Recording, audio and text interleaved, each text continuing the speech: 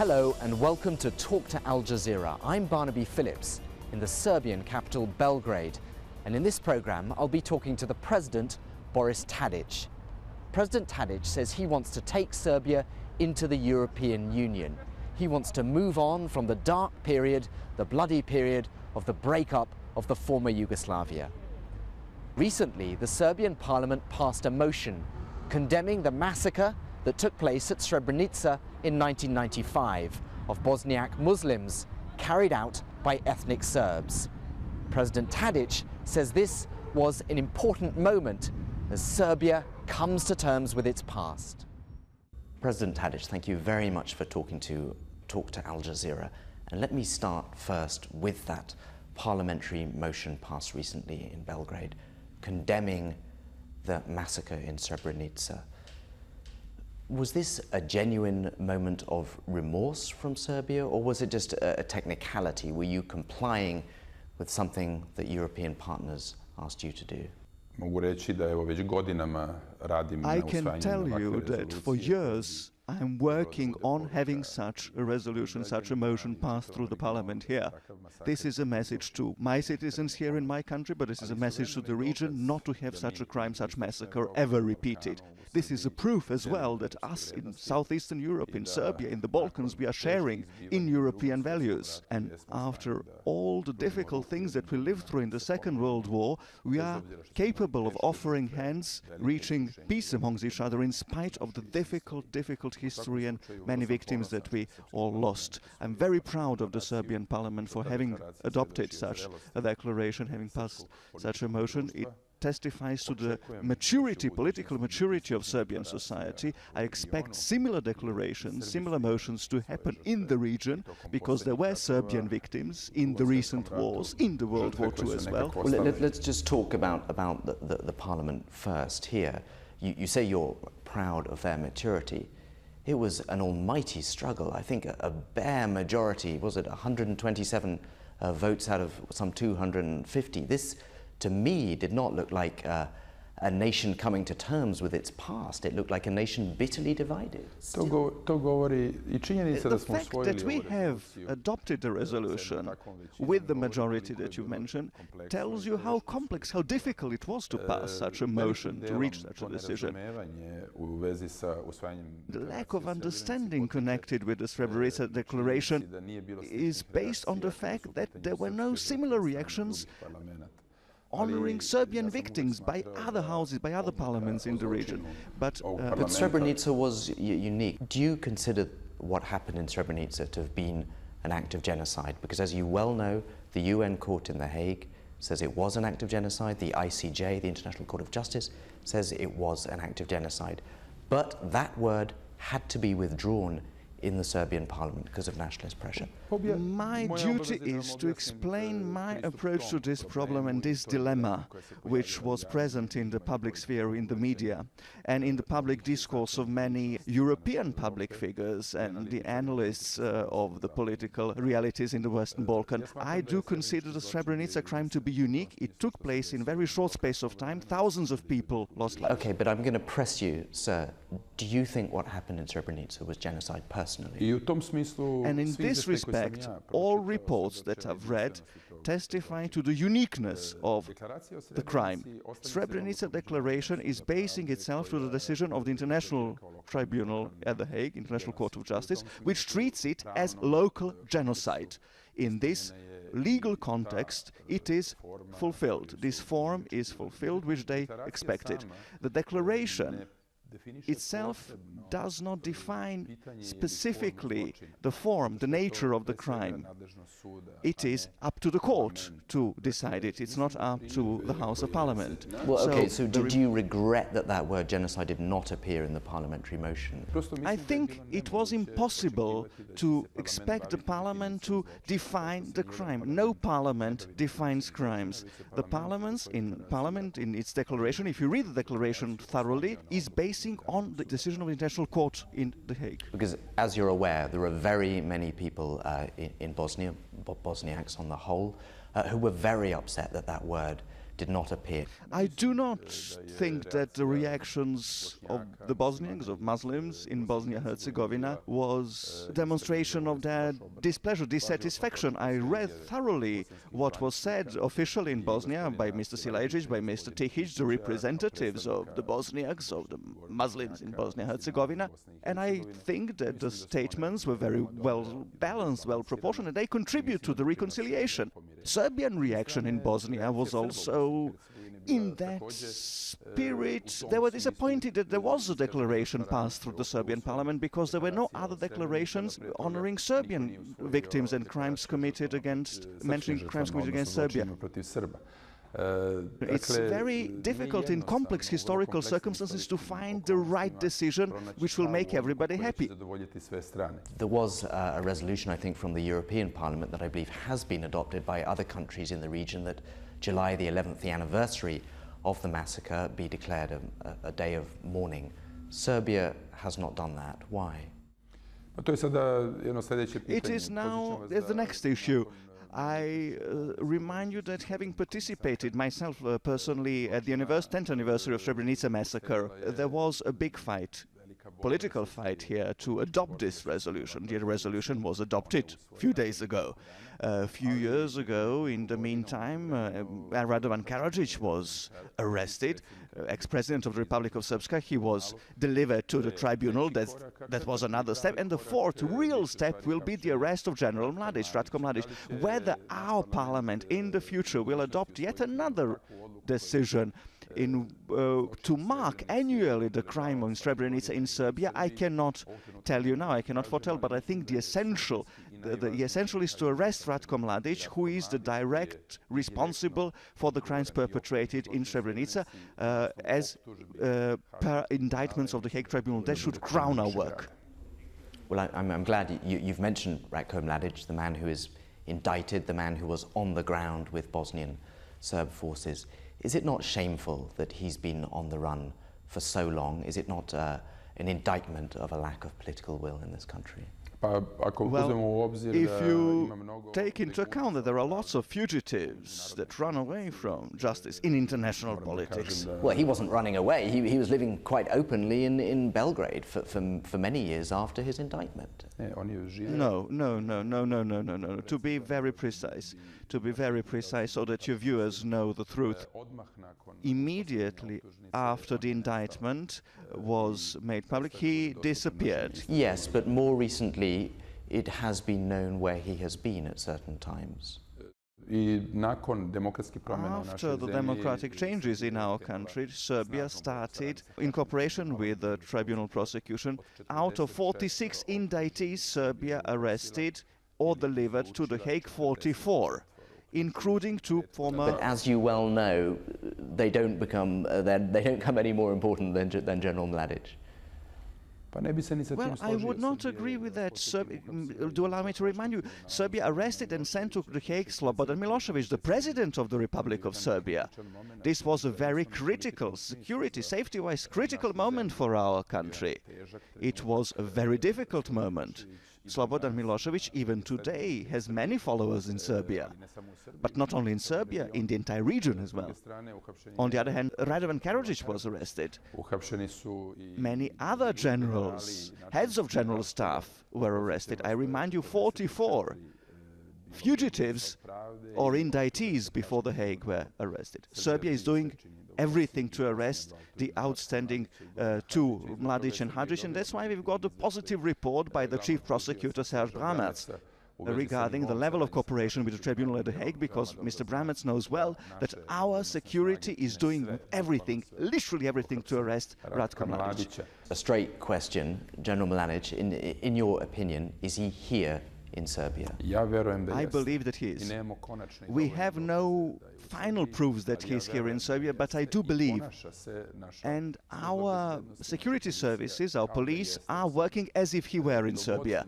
For as long as we do not have clear proofs that he ran away from Serbia, we will act as if he is in Serbia, and we will do our utmost to arrest him. I, as President of Serbia, know that only then my individual presidential effort to honor the victims in Srebrenica, to contribute to the regional, international reconciliation of Serbs and Bosniaks, only then this will come to an end. Only then it will be obvious that we have done everything we can. Until Mladic is arrested, I will not consider that we have done everything we could. But you would accept that if Mladic is in Serbia and he has managed to hide for so long, that must mean that powerful people in Serbia are protecting him still? Basing ourselves on what we have as intelligence, it does not look like the powerful people in Serbia were protecting him. It is a very particular intelligence system of protecting him that was put in place, and that's why he was able to evade our prosecution, our investigations for such a long time. We have progress in report. We have Serge Bramec is aware of what we have achieved until now. That's why I'm optimistic. But until we bring this job to an end, we cannot really celebrate. We cannot say we have put this job to an end. President Tadic, at this point we'll take a short break. Join us here on Talk to Al Jazeera. We're in Belgrade talking to the Serbian President, Boris Tadic. We'll be right back after this.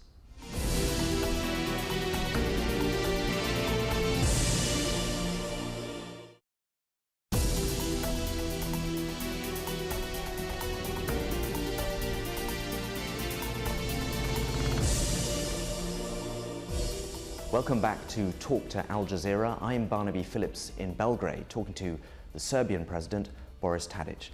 President Tadic, we've been talking about Bosnia quite a lot. As you know, many people feel that the political situation in Bosnia has worsened, has deteriorated over the last 2 years. Is Serbia completely committed to the territorial integrity of Bosnia? Because when you go to Bosnia, that is something that crops up again and again. People feel that Serbia is not always playing a constructive role in that country's political problems. There is no arguments to substantiate such criticism of Serbian politics. Not once. Every time when I speak internationally, I do reiterate our commitment to the territorial integrity of Bosnia, to the maintenance of territorial integrity of Bosnia. This is our international obligation, bearing in mind that Serbia is a co-signatory of the Dayton agreements, and we stand firm by it. Dayton brought peace to Bosnia-Herzegovina and defined territorial boundaries and the integrity of Bosnian territory. I will tell you something more. It is in the deepest national interest of Serbia to preserve the territorial integrity of Bosnia-Herzegovina. Any partition of Bosnia would lead to further destabilization of the Western Balkan situation, economical weakening of Serbia and any other state in the region. A lot of Bosniaks will say that the problem is the leader of Republika Srpska, the Serb entity within Bosnia, Milorad Dodik. He talks about referendums, he talks about secession. That kind of talk is destabilizing. Do you see Mr. Dodik as a problem? No, on the contrary, I do not think that elected representatives of Serbs, Bosnian Croats are a problem. The problem is to find a sustainable solution for the survival and functioning of Bosnia-Herzegovina and respect of the rights of all three peoples, which are not living in separate bits but are living mixed together.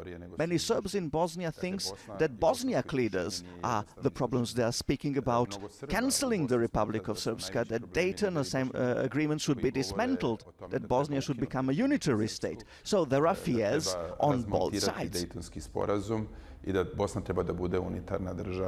Well, let me give you an example of a specific instance where, for example, you are accused of not having played a constructive role. I think it was in September of last year. You went to Pale, a city within the Republika Srpska, without informing the authorities in Sarajevo. You opened a school called Serbia, and you gave a speech, and forgive me, I'm going to paraphrase slightly, but you essentially said, you know, we are all one nation of Serbs, to the ethnic Serbs who you were talking to. Surely you must see that those kinds of actions and those kinds of words, in the context of Bosnia trying to recover from war, those kinds of actions are destabilizing and irresponsible. I have to correct you here. I did went to Pale to open a primary school, which is named Serbia because Serbia as a state financed building this school. It was the local decision of the local authorities to name the school Serbia. I did inform Central Institution of Bosnia-Herzegovina about my visit, and in my escort we had the security of the central institutions in Sarajevo. So the situation was totally different. If somebody accuses me that it was not the truth, it doesn't mean that the accusations are true. As always, I did respect the protocol of interstate communication. My words, considering my words that we are Serbs, it is an elementary truth. Serbs living in Bosnia, Serbs living in Serbia, in Croatia, in Montenegro, in Macedonia, in the entire region are part of the same nation. We all lived in one and the same state only 10 or 15 years ago. That state was dismantled, but we did not stop being Serbs. We are three nations speaking the same language, sharing the same language, having same origins practically. Our differences are small, mostly religious differences. I was always advocating that these differences should not lead to confrontations between us. We should have agreements. That's my political philosophy. Others had different policies, but it does not mean at the same time that I'm willing to accept my nation in Bosnia not to be part of my nation, my people in Serbia and Montenegro. I'm not willing to accept as well that nobody in Serbia has the right to separate Bosniak nation because they belong to one culture, have the same identity, and you have Bosniaks living in Serbia and in Bosnia-Herzegovina and other republics. So I would kindly ask you to understand this is a particularity of the former Yugoslavia in which we all lived together. Okay, well, that brings me on neatly to Kosovo, I suppose. Isn't it time, sir, to recognise the inevitable, that Kosovo is gone, that the vast majority of the people of Kosovo don't want to be part of Serbia? This fact I do accept fully. This fact was ignored by Milosevic and previous authorities in Serbia. Kosovo demanded independence from Serbia since the 60s in the last century. First demonstrations, I remember, were in 1968, when Kosovo Albanians demanded independence from Serbia within the framework of the ex-Yugoslavia. So these claims are not directly linked with Milosevic. When Milosevic emerged on the scene, he did not hold the reins of power in Serbia, but later Milosevic's policies made it easier for this unilateral declaration of independence of Kosovo to happen and to gain the support of international community, one part of international community.